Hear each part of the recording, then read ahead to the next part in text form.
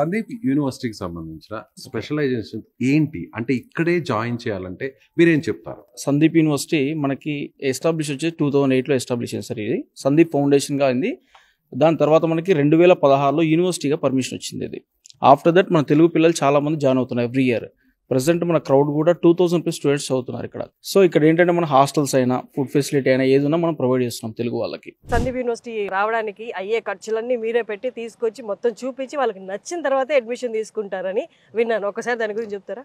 So పేరెంట్స్ని కానీ స్టూడెంట్స్కి కానీ ఏంటంటే ఆల్మోస్ట్ సందీప్ యూనివర్సిటీకి సంబంధించిన అన్ని ఏపీ తెలంగాణ ప్రతి డిస్ట్రిక్ట్స్లో కూడా మన యూనివర్సిటీకి సంబంధించిన ఇన్ఫర్మేషన్ సెంటర్స్. రాయలసీమ నుంచి అయితే కనుక ముంబైకి వెళ్ళే ట్రైన్స్ కళ్యాణ్ జంక్షన్ వరకు టికెట్స్, తర్వాత అక్కడి నుంచి మళ్ళీ నాసిక్, అలాగే విజయవాడ, తర్వాత మనకి ఒంగోలు ఆ రీజన్ నుంచి అయితే కనుక మనకి షిరిడి నియరబుల్ మన్మాడ్ జంక్షన్ ఉంటుంది. మన్మాడ్ నుంచి మళ్ళీ నాసిక్కి. ప్లస్ వాళ్ళకి కావాల్సిన రిక్వైర్మెంట్స్ అని మేము ప్రొవైడ్ చేస్తాము.